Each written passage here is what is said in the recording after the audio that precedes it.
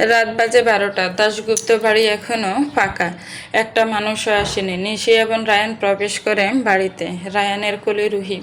বাড়ির কাজের মানুষ দরজাটা খুলে দেয়। রায়ান রুহিকে নিয়ে উপরের ঘরে চলে যায়।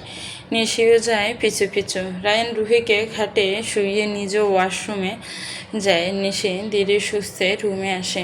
নিজের শরীরে জড়ানো গহনাগুলো খুলতে থাকে। গহনা খোলা শেষ হলে ন্যাপকিন আর পাতলা নাইট ড্রেস নিয়ে রুহির দিকে এগিয়ে যায়। রুহি তো ঘুমিয়ে কাদা। রুহির মুখ ন্যাপকিন দিয়ে মুছিয়ে দিয়ে পরনের ড্রেসটা খুলে পাতলা নাইট ড্রেসটা পরিয়ে দেয় নিশি। নাইট ড্রেস পরিয়ে দেওয়ার পরে রুহির ঘুম ভেঙে যায়। ঘুম ভেঙে সিনেরাকে নিজের কাছে দেখে আহ্লাদ গলায় জড়িয়ে ধরে। সিনেরা একটু আদর করলো। নিশি মাথায় হাত বুলিয়ে জড়িয়ে ধরে বলে, রুহি ঘুম ভেঙে গেল আমার রুহি পাখির। আমি তো ধীরে ধীরে জামা পাল্টে দিচ্ছিলাম। সিনেরা খিদে। কি খাবে রুহি পাখি? নুডল খাবো। নিশি বুঝে মেয়েটার খিদে পেয়েছে। যেই বাবা সেই কাজ। রুহিকে কোলে নিয়ে ঘর থেকে বেরিয়ে যায়। রায়ান স্নান করে ফ্রেশ হয়ে ওয়াশরুম থেকে বেরিয়ে দেখে ঘরে কেউ নেই, ঘর ফাঁকা। ঘর থেকে বেরিয়ে এসে দেখে নিচে রান্নাঘর থেকে দুজনের কথা বলার আওয়াজ আসছে। তাই দেখে রায়ান আর নিচে নামে না, ঘরে গিয়ে ল্যাপটপ নিয়ে বসে। নিশি তাড়াতাড়ি রুহির পছন্দের নুডলস বানিয়ে দেয়। নুডলস বানিয়ে রুহিকে নিয়ে রান্নাঘর থেকে বের হতেই কলিং বেলের আওয়াজ হয়। নিশি গিয়ে দরজা খুলতে দেখে এক এক করে বাড়ির মানুষজন ঘরে ঢুকেছে। সবাই বউভাতের অনুষ্ঠান থেকে ফিরে এসেছে। লীনা দেবী নিশিকে দেখে হেসে বলে, কি ব্যাপার বৌমা, তুমি এখনো কাপড় ছাড়োনি? আসলে রুহির খুব খিদে পেয়েছিল, সেই কারণে। ও, রায়ানের মাথা ব্যথা কমেছে? এখন ছেলেটা কেমন আছে গো? আর খোঁজখবর নিতে পারিনি। খেয়েছো তোমরা কিছু? হ্যাঁ, খেয়ে এসেছি আমরা। ফ্রেশ হতে ওয়াশরুমে ঢুকেছে। সন্ধ্যা দেবী বলেন, নাতবউ, আমার নাতিটার খেয়াল রেখো, সারাটা দিন হসপিটালে ছিল। নিশি মৃদু হাসে।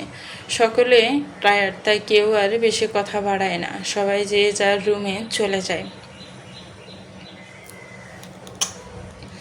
নিশি ও রুহিকে নিয়ে চলে আসে উপরে। এসে দেখে ডাক্তারবাবু ল্যাপটপ নিয়ে বসেছে সোফায়। নিশি রুহিকে নুডলসটা খাইয়ে দিয়ে নিজে ওয়াশরুমে যায় ফ্রেশ হতে। কোনো রকমে ফ্রেশ হয়ে সুতির শাড়ি গায়ে কোনো রকম জড়িয়ে ওয়াশরুম থেকে বেরিয়ে আসে। রায়ান তখন সোফায় ছিল না, মেয়েকে নিয়ে ব্যালকনিতে দাঁড়িয়ে এটা ওটা বলে গল্প করছে। নিশি সেই ফাঁকে সুতির শাড়িটা কোনো রকমে গায়ে জড়িয়ে নেয়। শাড়ি পরা হলে বিছানাটা সুন্দর করে গুছিয়ে নিয়ে শোয়ার প্রস্তুতি নেয়। কিন্তু ভাবার বিষয় হলো, নিশি ঘুমাবে কোথায়? আগের দিন তো ডাক্তারবাবু ছিলেন না, সেই কারণে নিশি আর রুহি একসাথে শুয়েছিল। কিন্তু আজ নিশি ঘুমাবে কোথায়? নিশির ভাবনার মাঝে রায়ান রুহিকে নিয়ে ঘরে ফেরে। মেয়েকে নিয়ে রায়ান বিছানায় বসতে নিশি সোফার দিকে এগিয়ে যায়। রায়ান পিছনের দিকে তাকিয়ে দেখে নিশি সোফায় ঘুমানোর প্রস্তুতি নিচ্ছে।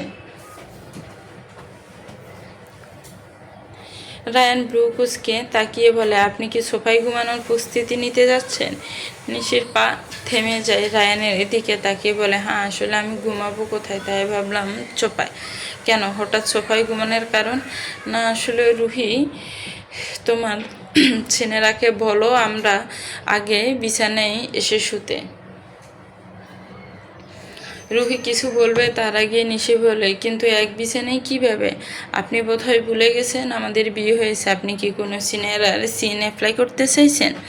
না, মানে আপনি গিয়ে সোফায় ঘুমাবেন, আমি আপনাকে কোলে করে তুলে নিয়ে এসে বিছানায় শুয়ে দেবো, এরকম কিছু থট আপনার মাথায় এসে থাকে তো ম্যাডাম, আমি খুবই দুঃখিত। আপনাকে আমি কোলে নিয়ে এসে শোয়াতে পারবো না, কেননা আমি খুব টায়ার্ড, আমার খুব ঘুম দরকার। আর আপনার এই সমস্ত ননসেন্স চিন্তা ভাবনা মাথা থেকে বার করলে ভালো হয়, উপকৃত হই। নিশির চোখ বড় বড় হয়ে যায়, হা করে চেয়ে থাকে খালি। কি হলো? নিশি চুপ করে এগিয়ে যায়। নিশি বিছানে উঠে বসতে রায়ান লাইট নিভিয়ে জিরো লাইট জ্বালিয়ে দেয়। পরনের গেঞ্জিটা খুলে ছুড়ে দেয় সোফার দিকে। নিশি ভয়ে কটা ফাঁকা ঢোক গেল। হঠাৎ করে বিছানা থেকে লাফ মেরে নিচে নামে। চোখের উপর হাত রেখে মুখ ঘুরিয়ে দাঁড়িয়ে থাকে। রায়ান ব্রু কুচকে তাকায়। রুহি ডাকে, সিনেরা সিনেরা। আবার কি হলো আপনার? আপনি প্লিজ, জামা না মানে এভাবে ঘুমাতে পারবো না আমি। সরি। রায়ান নিজের দিকে একবার তাকিয়ে সোফার দিকে এগিয়ে যায়, ফেলে দেওয়া গেঞ্জিটা আবার পড়ে। রুহিকে মাঝে মাঝে শুইয়েও নিজেও শুয়ে পড়ে। রায়ান আর মুখে একটাও কথা বলে না।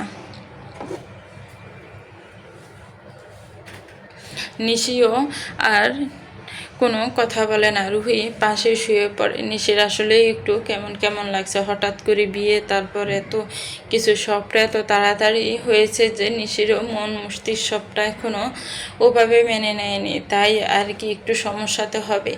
তবে নিশির মনে এই কথাটাও আসে যে ডাক্তারবাবু কি রেগে গেছেন? রাগ করলে কে? রায়ানের দিকে দুবার তাকালেও রায়ান একবারের জন্য নিশির দিকে ফেরেনি।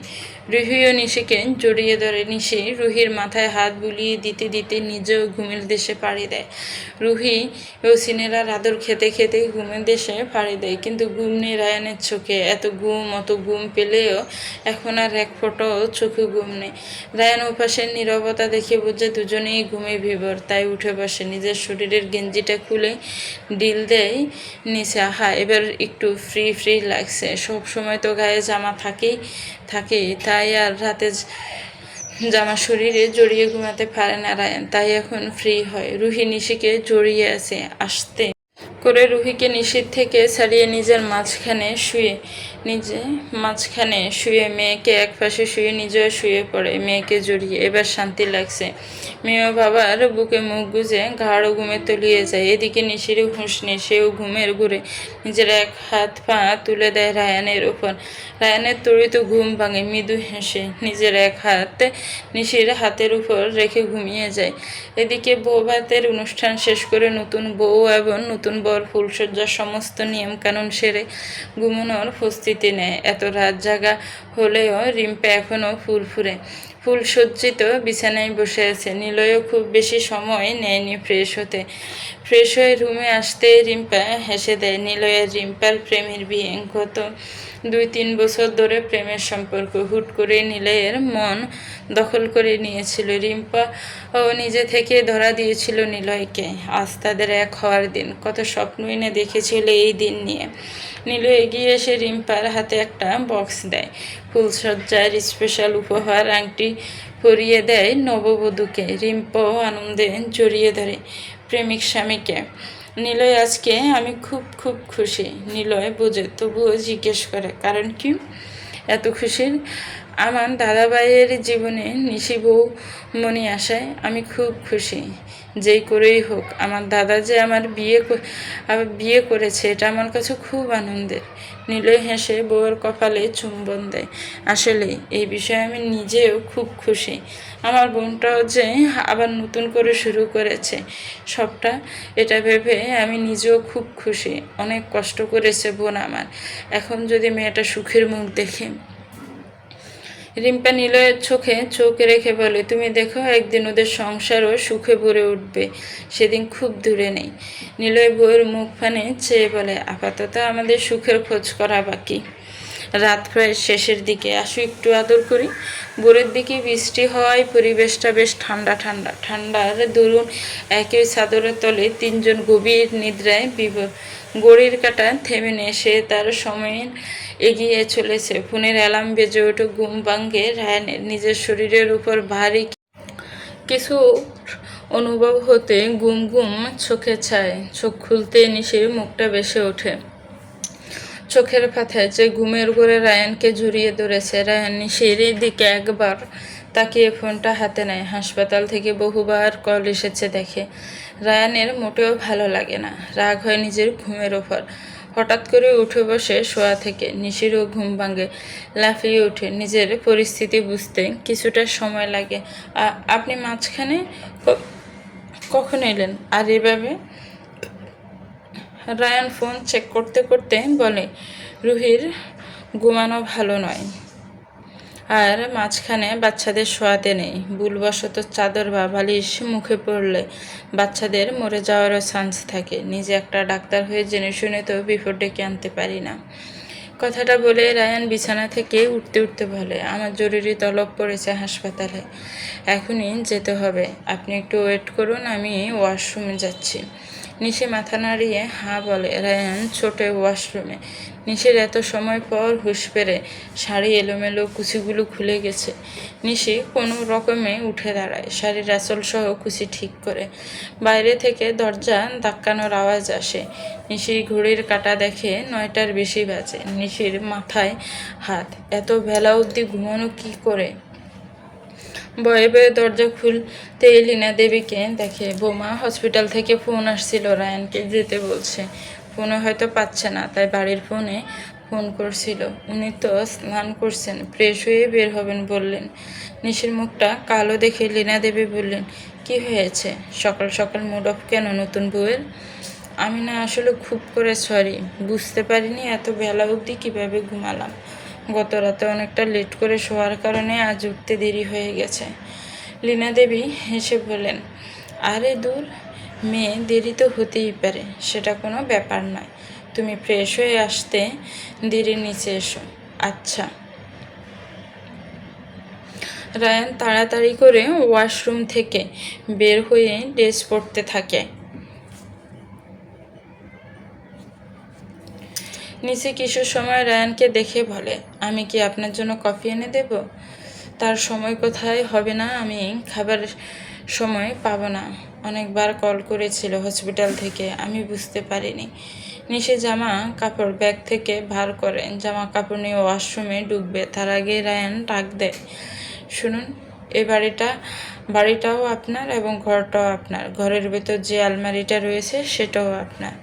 যেহেতু আমার সাথে জড়িয়েছেন, সেহেতু আমার জিনিসে আপনার হক আছে। এভাবে ট্রলিতে জামা কাপড় না রেখে আলমারিতে গুছিয়ে রাখবেন, আপনারও নিতে সুবিধে হবে, আর আমারও ব্যাপারটা ভালো লাগবে। নিশে মাথা নাড়ে, আচ্ছা শুনুন, আমি বেরিয়ে যাচ্ছি, রুহিকে একটু দেখে রাখবেন, আমি ফোন করব। আপনার চিন্তা করতে হবে না, আপনি নিশ্চিন্তে যান, আমি দেখে রাখবো। ধন্যবাদ। নিশি নিজের জামা কাপড় নিয়ে ওয়াশরুমে চলে যায়। বেশ কিছুটা সময় নিয়ে তৈরি হয়ে বের হয়। মনে করে আগে ঘরের দরজাটা বন্ধ করে, তারপরে শাড়িটা সুন্দর করে পরে নেয়। রুহিকে ঘুমাতে দেখে আর তোলে না। মেয়েটা অনেকটা বেলা অবধি শুয়েছিল, তাই আর ডাকে না। নিজে মাথায় ঘুমটা দিয়ে নিচে নামে। সোফায় অপরিচিত মানুষ দেখে আর সেদিকে যায় না, সোজা রান্নাঘরের দিকে পা বাড়ায়। রান্নাঘরে দাশগুপ্ত বাড়ির 3 বউ। কেউ সবজি কাটছে, কেউ রান্না করছে, কেউ আটা মাখছে। বাড়িতে কাজের মানুষ থাকলেও রান্নাটা বাড়ির বউদেরই দায়িত্বতে পড়ে। নিশিকে দেখে শম্পা দেবী বলেন, কি গো নতুন বউ, ঘুম ভাঙলো? এত বেলা করে আমাদের কোনো বউ কিন্তু ঘুমায় না, সাবধান আর যেন এরকম না হয়। সুরমা দেবী বলেন, বাড়ির বউদের এত বেলা পর্যন্ত ঘুম মানায় না, এটা কোনো কথা? কোথায় কাজ করবে, হাতে হাতে আমাদের চা করে দেবে, রুটি করে দেবে, সবজি কেটে দিবে, তা না, বেলা পর্যন্ত ঘুমোচ্ছ। 2 কাকি শাশুড়ির কথা শুনে নিশির মুখটা ছোট হয়ে যায়। নিশির মুখ কালো দেখে নিজের শাশুড়ি সহ কাকি শাশুড়িরাও হেসে দেয়। হো হো করে হেসে দিয়ে বলে, কি ভেবেছিলে তুমি রান্নাঘরে আসতে না আসতেই তোমাকে আমরা এভাবে কথা শোনাবো? হা হা হা, আমরা তো মজা করছিলাম তোমার সাথে। দেখো, কাকি শাশুড়ি হতে পারে, তবে সেরকম কিন্তু বয়স হয়নি যে বুড়ি হয়ে গেছি, মজা করতে পারবো না। ছোট মেজো, তোরা চুপ করবি? আমার ছেলের বউটাকে এরকমভাবে গোল খাওয়াস না। মেয়েটা ভয় পেয়ে গেছে। আমি ঘরে গেছি ডাকতে, আমাকে বলছে মা সরি, এত বেলা করে ঘুমায় না। আজ কি যে হলো, ঘুমিয়ে গেছি বুঝতে পারিনি। এমনিতে মেয়েটা ভিতর থেকে সরি ফিল করছে, তার মধ্যে তোরা ওরকম বলে মেয়েটাকে ভয় পাইয়ে দিয়েছিলে। শম্পা দেবী আটা মাখতে মাখতে নিশির কাঁধে আলতো করে হাত রেখে বলে, শোনো মেয়ে, নিজের বাড়ি মনে করে থাকবে, আর আমরা তোমার শাশুড়ি না, বান্ধবী মনে করো। সম্পর্ক ভালো হলে তবেই না সম্মান পাওয়া যায়। এ বাড়ির মেয়েরা যেরকম থাকে তুমিও সেই রকমই ভাবে থাকবে। আমরাও যখন বিয়ে হয়ে এসেছি, আমরাও প্রথম প্রথম ভয় পেলেও সবটা মানিয়ে নিয়েছি।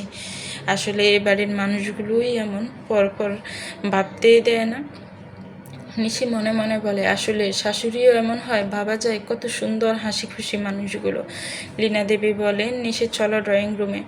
নিশিকে নিয়ে আসে লীনা দেবী। সোফায় একজন মধ্যবয়সী মানুষ এবং মধ্যবয়সী মহিলা বসে আছে। লীনা দেবী নিয়ে গিয়ে বলেন, এই দেখুন আমাদের রুহির মা। মধ্যবয়সী বউটা নিশিকে দেখে বলে, বাহ, খুব সুন্দর দেখতে। তো মেয়ের নাম কি তোমার? নিশি ওর নাম। বা সুন্দর নাম। তা বসো মেয়ে, তোমার সাথে দেখা করতে এসেছে। লীনা দেবী চোখ ইশারা করে নিশি বসে তাদের সামনে। সামনে বসে থাকা মধ্যবয়সী মহিলাটি বলেন, আমরা আমার জামাইয়ের বউ দেখতে এসেছি। কথাটা অবাক করা হলেও সত্যি। মেয়েটা চলে যাওয়ার পর এই বাড়িতে আর সেরকমভাবে আসা হয়নি। তবে আমারই মেয়ের রক্তরুহী, সে যে এখানেই থাকে। তার নতুন মা এসেছে শুনে নিজেদের আর আটকে রাখতে পারিনি, তাই ছুটে এসেছে দেখতে। নিশি অবাক হয়ে সামনে তাকাতে মধ্যবয়স্ক লোকটা আফসোসের সুরে বলে, আমার মেয়েটার কপালে সুখ সহ্য হয়নি। খুব অল্প বয়সে আমাদের ছেড়ে চলে গেছে। রায়ান আমাদের ছেলের মতন। আমরা চেয়েছিলাম ছেলেটা একটা বিয়ে করুক, সংসার করুক। তবে মামুনি, তোমার কাছে আমার একটাই চাওয়া, আমার নাতনিটাকে আদর যত্নে বড় করো। কখনো একা থাকতে দিও না। নাতনিটা যে আমার ভালোবাসার কাঙ্গাল। রায়ান ফোন করে বলেছিল কি পরিস্থিতিতে তোমাদের বিয়ে হয়। সব শুনে আমিও মত দিয়েছি বিয়ের, তাই দেখতে এলাম তোমায়। তাদের কথার মাঝে রুহির কান্নার আওয়াজ আসে। সিনেরা পাপা বলে চিৎকার করে কাঁদে। নিশি আর সেখানে বসে থাকতে পারে না, ছুটে যায় রুহির কাছে। কি হলো মেয়েটার, এভাবে কাঁদছে কেন? ডাক্তারবাবু যে মেয়ের দায়িত্ব আমায় দিয়ে গিয়েছিল। উপরে যেতে যেতে এসব ভাবতেই থাকে। কি হয়েছে রুহি? এই তো শোনা। রুহি ছুটে আসে। ঘুম থেকে উঠে কাউকে না দেখতে পেয়ে কান্না জুড়ে দিয়েছিল। নিশিকে দেখে এগিয়ে আসে। এই তো আমি এসে গেছি, কাঁদে না আমার রুহি পাখি। নিশি এটা ওটা বলে মেয়েকে শান্ত করায়। রুহির কান্না বন্ধ হলো। ছেনেরার গলা এখনো জড়িয়ে রয়েছে। গলায় মুখ গুজে কাঁধে মাথা রেখে চুপ করে শুয়ে আছে। নিশি কিছু সময় আদর করে ওয়াশরুমে নিয়ে গিয়ে প্রেস করিয়ে তারপর নিচে নিয়ে আসে। লীনা দেবী জিজ্ঞেস করেন, কি হয়েছিল? পাকা ঘরে কাউকে না দেখতে পেয়ে কান্না করছিল। লীনা দেবীর নাতনির মাথায় হাত বুলিয়ে বুলিয়ে দেয়। সোফায় বসে থাকা মানুষগুলোকে দেখে রুহি নিশির কোল থেকে নেমে পড়ে। মধ্যবয়সী মহিলাটি আদর করে রুহিকে কোলে নেয়। লোকটি বলেন, আজকে দেখেও ভালো লাগলো এই কটা দিনে রুহিকে আপন করে নিয়েছো মেয়ে। এভাবেই আমার মা মরা নাতনিটাকে আগলে রেখো। মহিলাটিও চোখের জল আড়াল করে আশীর্বাদ দিয়ে একটু গল্প করে বেরিয়ে পড়েন। দুপুরবেলায় দাশগুপ্ত বাড়ির ছেলেরা না থাকলেও বাড়ির মহিলারা সবাই একসঙ্গেই খেতে বসেন। বড় ডাইনিং টেবিলে একসাথে সবাই বসেছে। নিশিও বসেছে রুহিকে নিয়ে। মেয়েটা খেতে গেলেই যত সমস্যা। সকালে জোর করে এক গ্লাস দুধ খাইয়েছিল, এখন ভাতে নিয়ে বসেছে নিশি। মাম্পু, ঋতু, রকি, বান্টি ওরাও সব খেতে বসেছে। রুহিকে এটা ওটা বলে রাগাচ্ছে, আর রুহিও কেঁদে দেয় বোকার মতন। সন্ধ্যা দেবী এবার দেয় একদম, তোদের কি আক্কেল নেই? মেয়েটাকে দেখছিস কাঁদছে খেতে গিয়ে, এবার বমি করবে, সেটা কি ভালো হবে? ঠাম্মার বকা শুনে বড় বাচ্চাগুলো চুপ করে খেতে থাকে, আর রুহি হাততালি দেয় আনন্দে। তাই দেখে সব হেসে লুটোপুটি। খাওয়ার মাঝে বাড়ির ল্যান্ডফোনটা বেজে ওঠে। সন্ধ্যা দেবী গিয়ে ফোন কানে তুলতে গলা পায় বড় নাতি। রায়ান জিজ্ঞেস করে, ঠাম্মি খেয়েছ? হ্যাঁ বাবা, খেতেই বসেছি সব। তুই খেয়েছিস বাবা? বেলা তো কম হলো না। খাবো। রুহি কই? সন্ধ্যা দেবী মৃদু হেসে বলে, সেও খেতে বসেছে নিশির কাছে। আচ্ছা দর দিচ্ছি। ও নতুন বউ, কলে দেখে তো কে আছে তোমায় খুঁজে। নিশি ভ্রুজোড়া কুচকে যায়। কে আবার কল করবে?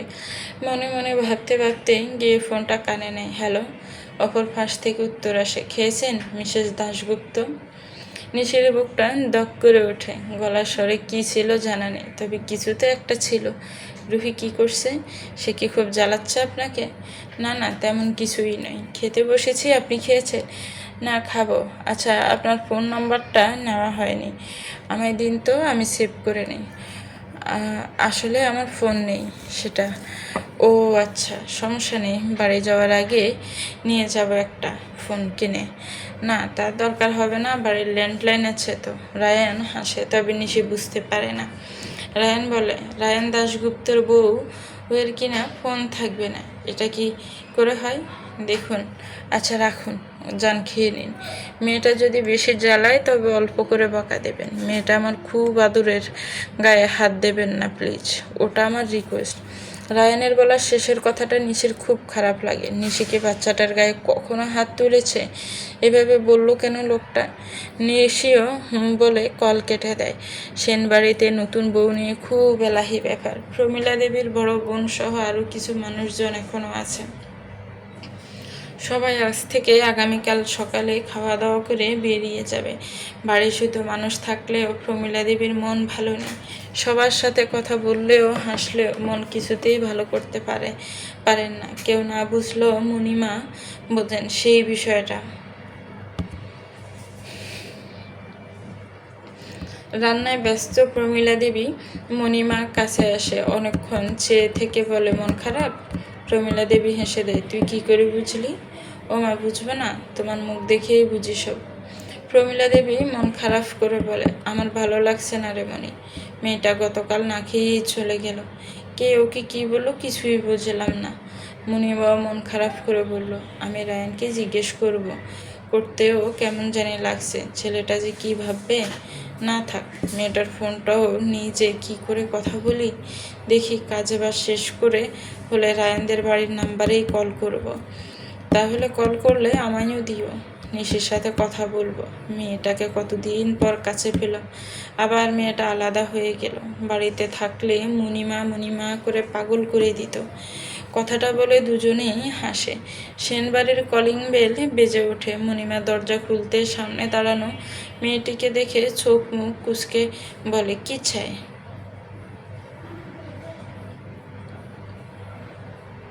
না আসলে নিশিদি কি আছে? মণিমা ওকে ওভাবে দাঁড়িয়ে থাকতে দেখে প্রমীলা দেবীও রান্নাঘর থেকে বেরিয়ে আসে। ও কি করে মণি এলো? মণিমা আশেপাশে তাকিয়ে বলো, ও অতনুর বোন। কথাটা শুনে প্রমীলা দেবী রাগী চোখে তাকায়। মিনুর সামনে দাঁড়ানো মানুষগুলোর তাকানোর ধরন দেখে বলে, প্লিজ রাগ করবেন না, আমি দাদার হয়ে কোনো সাফাই গাইব না। আমি এসেছিলাম নিশি বউ না দিদির সাথে দেখা করতে। কেন দেখা করতে? কি হবে? আরও কষ্ট দেওয়া বাকি আছে নাকি আমার মেয়েকে? দেখুন আন্টি, আপনার মেয়ের সাথে আমার সম্পর্কটা খুবই সুন্দর ছিল। এখন বৌদি ননদের সম্পর্ক না থাকলেও সে আমার বড় বোন, তাকে খুব স্নেহ করি আমি চলে যাব। নতুন জবে জয়েনিং লেটার এসেছে, সেটাও নিশি দিদির জন্য, তাই একবার দেখা করতে এসেছিলাম। প্রমীলা দেবী মুখের উপর বলে, তার কোনো দরকার নেই, সে এখন নিজের সংসার নিয়ে ব্যস্ত। মানে মানে নিশির বিয়ে হয়ে গেছে, স্বামী ওর ডাক্তার, এলাহি ব্যাপার সেপার। তোমার দাদার থেকে শত গুণ ভালো ছেলের সাথে বিয়ে হয়েছে আমার মেয়ের। সে এখন সুখে আছে, শান্তিতে আছে। তাই সুখের সংসারে নজর লাগানোর জন্য তোমাকে তার ঠিকানা নাই দিলাম, আসতে পারো। মিনু শতবার বলেও নিশির ঠিকানা জোগাড় করতে পারে না। শেষে কেঁদে দেয়, প্লিজ ঠিকানা দিতে হবে না, কিন্তু একবার কথা বলতে দিন প্লিজ প্লিজ। মণিমা মিনুর এই কথাটা রাখতে লীনা দেবীর ফোন করে। কিছু সময় কথা বলে নিশিকে ফোন দেয় লীনা দেবী। হ্যালো বৌদি, না দিদি, নিশির এই গলাটা খুব পরিচিত লাগে। কে? মিনু? হ্যাঁ মিনু আমি। তুমি ভালো আছো? আশা করি খুব খুব ভালো আছো। আমি খুব খুশি হয়েছি তোমার বিয়ে হয়েছে শুনে। নিশি কেঁদে দেয়। মিনুর সাথে কথা বলতে বলতে তবুও বুঝতে দেয় না। তুমি ভালো আছো মিনু? ভালো আছি গো। তোমার কথায় যে জবের অ্যাপ্লাই করেছিলাম সেই জবটা হয়ে গেছে। আজকে জয়েনিং লেটার এসেছে। জানো আমার মাইনে 30,000 টাকা। সত্যি? অনেক অনেক অভিনন্দন। আমার এই গুড নিউজ প্রথম তোমায় না জানালে শান্তি পেতাম না, তাই বলতেই তোমার বাড়ি আসা এই সন্ধেবেলায়। নিশি বেহায়ার মতন জিজ্ঞেস করে, তোমার দাদা, নতুন বৌদি, তোমার মা সবাই কেমন আছেন? সবাই ভালো আছে। আজ রাখি গো, আমায় ভুলে যেও না। বৌদি ননদের সম্পর্ক নাই রইল, কিন্তু দিদির বোনের সম্পর্কটা যেন আজীবন রয়ে যায়। আমি আমার তরফ থেকে তোমার জন্য অনেক অনেক প্রার্থনা করব। তুমি যেন নতুন সংসারে খুব সুখী হও। কথাটা বলে মিনু কল কেটে দেয়। নিশি ফোন রেখে হাউ মাউ করে কেঁদে দেয়। এই কান্না কিসের জানে না, তবে খুব হালকা ফিল হচ্ছে নিশির। নিশির কান্না দেখে রুহিও কেঁদে দেয়। নিশি রুহির কান্না বন্ধ করতে কোলে নিয়ে দরজার দিকে তাকাতে অবাক হয়। রায়ান দাঁড়িয়ে আছে গম্ভীর মুখ করে। ঘরে ঢুকে কোনো কথা না বলে সোফায় ব্যাগটা রেখেই টাওয়াল নিয়ে ওয়াশরুমে হাঁটা দেয়। নিশি বুঝতে সমস্যা হয় না রায়ান রেগে আছে, কিন্তু কেন? এমনকি ভাবতে ভাবতেই চোখগুলো বড় হয়ে যায়। উনি কি আমি ভুল বুঝলেন? রায়ান বেশ সময় নিয়ে ওয়াশরুম থেকে বের হয় টাওয়াল জড়িয়ে। নিশি এত সময় ওদিকেই তাকিয়েছিল। হঠাৎ রায়ানকে এভাবে বার হতে দেখে চোখ সরিয়ে নেয়। বর্ষার শরীরে সদ্য স্নান করায় জলের ফোঁটাগুলো যেন মুক্তোর মতন লাগছে। নিশি এক ফাঁকা ডোক গিলে নেয়। তার সাথে মাতাল করা একটা গ্রান। উফ, পাপা পাপা সিনেরা কাঁদে। রায়ান এগিয়ে এসে রুহির গালে চুমে দেয়। রুহি নিশির গুলে রায়ান এগিয়ে আসতে নিশির চোখ বন্ধ করে নেয়। রায়ান মুখ বাড়িয়ে রুহির গালে চুমু খেতেই নিশি কেঁপে ওঠে। রায়ান সরে এসে একরাশ বিরক্তি নিয়ে নিশির দিকে তাকিয়ে প্রশ্ন করে, এভাবে কাঁপছেন কেন? নিশির কপালে হাত দিয়ে বলে, জ্বর তো নেই। তবে নিশি রুহিকে নিয়ে উঠে দাঁড়ায়। যেতে যেতে বলে, দেখুন ওভাবে কাছে আসবেন না, লাস্টবার বললাম। রায়ান বেচারা অবাক না হয়ে পারে না। কি হলো ব্যাপারটা? সে তো রুহিকে চুমু খেতে গিয়েছিল। উনি কি ভাবলো ওনাকে আমি? ভেবে রায়ান চোখ বড় বড় করে দরজার দিকে চায়। সি সি মিসেস দাশগুপ্ত, আপনার চিন্তা ভাবনা এত ফাস্ট? গত 6 দিন প্রচুর দখল গেছে আমার। তোমার কি মনে হয় এখন আমি বাড়ি ফিরে রান্নাঘরে ঢুকবো? নো নেভার, কিছুতেই না। রান্নাঘরে আর আমি? বিয়েকে তোমাকে আমি এমনি এমনি করেছিলাম নাকি? এমনিতেই তুমি যোধ বর। এগুলো কি ধরনের কথা মলি? আমরা এই কদিন ঘুরে এসেছি বাইরে থেকে। মায়ের তখন হাত পুড়ে গিয়েছিল, তুমি দেখেছিলে। তাও ঘুরতে যেতে আমাকে ফোর্স করছিলে, কিন্তু গেছি। এখন তো অন্তত বাড়ির কাজে বাজগুলো দেখো। তুমি তো একমাত্র বউ এবারে। হ্যাঁ, আমি বাড়ির বউ, কাজের ঝি নয় যে দুবেলা রান্না করব আর ঘরের কাজবাজ করব, তোমাদের মুখে খাবার তুলে দেব। যদি এরকম কাউকে দরকার হয় তাহলে টাকা দিয়ে জি রাখতে পারো এই বাড়িতে, সে অন্তত তোমাদের মুখে দুবেলা খাবার তুলে দেবে। বৌমা, এটা কি ধরনের কথাবার্তা? দয়া করে অতনু তোমার মাকে চুপ করতে বলো। স্বামী স্ত্রীর ব্যাপারে কোন তৃতীয় ব্যক্তির বাম হাত ঢুকানো আমি পছন্দ করি না। এমন সময় বাড়িতে মিনু ঢোকে। জয়েনিং লেটার ফেলেও এতদিনে জয়েন করতে পারেনি। বাড়িতে মাকে একা রেখে যাওয়াটা ঠিক মনে করেনি মিনু, তাই কটা দিন সময় চেয়ে নিয়েছিল। দাদা বৌদির আসতে জয়েন করবে এরকম কথা বলে রেখেছে। মিনুকে দেখে মলি বলে, ওই তো তোমার বোন আসছে, ওকে বলো দুটো ফুটিয়ে দিতে, আমারও খিদে পেয়েছে। আর নয়তো হোটেল থেকে অর্ডার দাও। মিনু ঘরে ঢুকে মায়ের দিকে তাকিয়ে বলে, কি হয়েছে? কিছু হয়নি ননদিনী, তোমার মায়ের খিদে পেয়েছে, তোমার দাদার সাথে আমার। সবে ঘরে এলাম, এসে কি রান্নাঘরে ঢুকবে নাকি? আশ্চর্য। মিনু নিজের মাকে বলে, এটাই দরকার ছিল তোমাদের।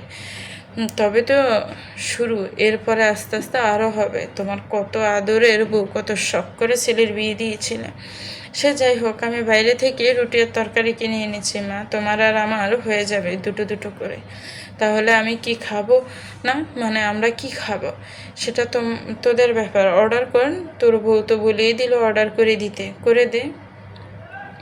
চলো মা, ঘরে চলো। অষ্টমঙ্গলায় বাড়িতে এসেছে নতুন মেয়ে জামাই। দাশগুপ্ত বাড়িতে আনন্দের জোয়ার বয়ে চলে। রিম্পা এবং নিলয় এই বাড়িতে এসেছে। বিয়ের পরই প্রথম মেয়ে জামাই বাড়ি এসেছে, সেই নিয়ে আনন্দের কুল কিনারা নেই। বাড়ির সবার মনে আনন্দ থাকলেও আনন্দ নেই নিশির মনে। মনে মনে বহু কিছু ভেবে চলেছে। বড্ড ছাপা স্বভাবের মেয়েকে না, কাউকে কিছু বলতেও পারছে না। মুখের ফাঁকে যদি কেউ কিছু খারাপ ভাবে। নিলয়কে দেখে আজ একটু হালকা লাগছে নিশির। নিজের দাদাকে দেখে দাদাকে হালকা করে জড়িয়ে ধরে একটু স্বস্তির নিঃশ্বাস নিয়েছে। না, এখানে দম বন্ধ হয়ে আসছে না ঠিকই, কিন্তু বড্ড একা একা ফিল হচ্ছে। যে মানুষটা দুদিন আগে অবধিও ঠিক মতন কথা বলছিল, সেদিনের পর থেকে হঠাৎ কি এমন হলো একদমই কথা বলা বন্ধ করে দিয়েছে রায়ান। নিশির জানা মতে তেমন কিছুই বলেনি যেটা রায়ানের খারাপ লাগতে পারে। নিশি মুখে না বললেও একটু তো খারাপ লাগছে, একটু না অনেকটাই। নিশিকে সর্বদাই ইগনোর করে চলেছে রায়ান। কারণ কি জিজ্ঞেস করবে নিশি, সেটাও করে উঠতে পারে না। মেয়েটা সাফা স্বভাবের কিনা রুহি বোঝে হয়তো, সিনেরার কষ্ট, তাই আজ পাপা আসতে সিনেরার মন খারাপের ঝুলি নিয়ে বসেছে মেয়েটা। রায়ান আজও মেয়ের সাথে কথা বলে নিজের মতো ফ্রেশ হয়ে বসেছে ল্যাপটপ নিয়ে। নিশি রুমে আসে, রায়ানের দিকে কিছু সময় তাকিয়ে বলে, কফি আনবো? রায়ান জানো শুনেও না শোনার ভান করে। নিশি রায়ানের সামনে দাঁড়িয়ে বলে, রুহির পাপা কফি কি আনবো? না, দরকার নেই। রুহির পাপা আপনি? রায়ান এবার নিশির মুখের দিকে তাকায়। নিশি মিনমিন করে বলে, আমি কি কিছু দোষ করেছি? কথা কেন বলছেন না? রায়ান নিশির দিকে তাকিয়েই বলে, কেন, আপনার কি কষ্ট হচ্ছে? রুহি নিজের পাপার সিনেরার কথা শুনে সোফায় পাবু হয়ে বসে পাপা, রুহি রাত হয়েছে, শুয়ে পড়ো। পাপা ঘুম নেই, বড্ড বেয়াদব হয়ে যাচ্ছ। বলিস ঘুমাতে যেতে, কথার অবাধ্য হবে না একদম। কি পেয়েছোটা কি? কথা বললেই কানে চায় না? কাল থেকে তুমি আমার সাথে হাসপাতালে যাবে, তোমায় নিয়েই সব করব কাজবাজ। এই কয়দিনে মাথায় রুহির পাপা বকা শুনে কেঁদে দেয়। নিশি রুহিকে কোলে নিয়ে শান্ত করানোর জন্য এটা ওটা বলে নিশির রাগের সহিত রায়ানের দিকে তাকিয়ে বলে, আমার রাগটা বাচ্চার উপর দেখাচ্ছেন কেন? কি দোষ করেছি? না বললে বুঝবে কি করে? নাকি আবেগের বশে বিয়ে করে এখন পস্তাচ্ছেন? রায়ানের ভ্রুজোড়া কুঁচকে যায়। নিশি তবুও থামে না। হঠাৎ কি হলো কি জানি বলতে শুরু করে, আমি জানতাম আপনি আমায় সিম্প্যাথি দেখাতেই বিয়ে করেছেন। আমি আগেও বলেছিলাম ডাক্তারবাবু আমাকে বিয়ে করবেন না, আমাকে সিম্প্যাথি দেখাতে আসবেন না, আমি এসব নিতে পারি না। তখন যদি মহান্না আসতেন তাহলে আজ এই সম্পর্কটা তৈরি হতো না। নিশি কেঁদে দেয়। নিশির কান্না দেখে রুহিও কান্না জোরে। রায়ানের অসহ্য লাগছে সব কিছু। বিরক্তি মুখে চেয়ে বলে, দয়া করে আপনারা দুজনেই ঘর থেকে বের হন। অসহ্য লাগছে, কথায় কথায় কান্না আমার একদমই পছন্দ না। না কান্না পছন্দ, না কান্না করা মানুষজন, প্লিজ আউট। নিশি ছল চোখে তাকাতে রায়ান গম্ভীর বলে, আমার পায়ে বিছুটি ফাতার ছোঁয়া আছে, সেই কারণে আপনি আমাকে আপনার কাছে যেতে না করেছেন। সেখানে আমার দোষটা কোথায়? নাই গেলাম আপনার কাছে, নাই কথা বললাম আপনার সাথে। আপনার যদি তাতেই কমফোর্ট লাগে তাতেই হোকে, আমি মানিয়ে নেব। নিশ্চয়ই চোখগুলো বড় বড় করে চাইতে রায়ান বলে, কেন? আপনি তো সেদিন নিজেই বললেন যে ডাক্তারবাবু আপনি আমার থেকে দূরত্ব বজায় রেখে চলবেন। আপনার কথাই তো আমি মেনে চলছি, আপনার থেকে এক হাত দূরত্ব বজায় রেখে চলছি। আমার কথা বলা যদি আপনার অস্বস্তির কারণ হয়, আমি আপনাকে কমফোর্ট করার জন্য আপনার সাথে কথা বলছি না, বন্ধ করে রেখেছি, এটাতে আপনি খুশি থাকবেন, তাই কি না? ডাক্তারবাবু ব্যাস, আমি আর কথা আশা করি শেষ করেছি। আর হ্যাঁ, সিম্প্যাথি দেখিয়ে বিয়ে করার মতন অত মহান মানুষ রায়ান দাশগুপ্ত নয়। ডাক্তার মানুষ আমি, এমনিতেই মায়া দয়াটা কম, তার মধ্যে হার্টের ডাক্তার, আমার মধ্যে কোনো মায়া দয়া তেমন কাজ করে না। দিনে প্রচুর এমন পেশেন্ট আছে যারা চোখের সামনে শেষ হয়ে যায় বা কেউ নতুন প্রাণ ফিরে পায়। এমন কত মানুষই দেখে আসছি কটা বছর ধরে, নিজেকে অনেক স্ট্রং তৈরি করতে পেরেছি। আশা করি সিম্প্যাথি দেখিয়ে সিম্প্যাথি কার্ড প্লে করে কাউকে বিয়ে করে নিজের ঘরে নিয়ে এসে পুতুল সাজিয়ে রেখে দেওয়ার মানুষ আমি নই। কথায় কথায় আপনি বারবার এই কথাটা তুলে আমাকে ছোট করেন, সেটা আপনি কি বোঝেন? আপনার যে বোঝার ক্ষমতাটাই আসেনি। কিন্তু আমি আপনাকে বলতে বাধ্য হচ্ছি, আমার এই সমস্ত কথা একদম পছন্দ নয়। আপনি বলেছিলেন আপনার থেকে দূরত্ব বজায় রাখতে, সেটাই করছিলাম। আমি ঘরে এলে দেখেছি আপনি ফালাই করেন, আমি বিছানায় শুলে আপনি সোফায় শুতে যান। এমনকি আমি হসপিটাল থেকে এলেও আপনি খুব একটা খুশি হন বলে মনে হয় না। সারাদিন শুনেছি মোটামুটি ভালোই থাকেন, সবার সাথে কথা বলেন, কিন্তু আমার সাথে কথা তো দূর, ফিরে তাকানোর সময়টুকু বোধ হয় আপনার কাছে নেই। এই 8 দিনও অনেক কিছু লক্ষ্য করেছি, তাই মনে মনে ঠিক করেছি আপনি যেটা চান সেটা সম্পর্ক আমি মন থেকে মানি, কিন্তু হয়তো আপনি এত সহজে মেনে নিতে পারছেন না। আমি আপনাকে ফোর্স করব না, আমি আপনাকে রিকোয়েস্টও করব না। আপনার জীবন, আপনি যেভাবে খুশি সেভাবে চলুন। নিশি ফ্যাল করে তাকিয়ে থাকে, কিন্তু বেশি সময় তাকিয়ে থাকতে পারে না। রুহি কাঁদতে কাঁদতে বমি করে দেয় নিশির ঘা ভরে। রায়ান ল্যাপটপ সাইডে রেখে উঠে আসে নিশির কোল থেকে রুহিকে নিয়ে ওয়াশরুমে ছুটে যায়। বাচ্চা মেয়েটা অল্প সময়েই বমি করে শরীরে এলিয়ে দেয় বাবার কোলে। চলবে। তো ভিউয়ার্স, গল্পটার এই পর্ব কেমন লেগেছে একটু কমেন্টস করে জানাবেন। গল্পটা ভালো লাগলে একটি লাইক করবেন, গল্পটাকে শেয়ার করবেন, আর আমার চ্যানেলটাকে প্লিজ সাবস্ক্রাইব করবেন। যারা অলরেডি সাবস্ক্রাইব করে রেখেছেন তাদেরকে অনেক অনেক ধন্যবাদ। ভালো থাকবেন, সুস্থ থাকবেন, আমার চ্যানেলের সাথেই থাকবেন। আল্লাহ হাফেজ। আসসালামু আলাইকুম ওয়া রাহমাতুল্লাহ।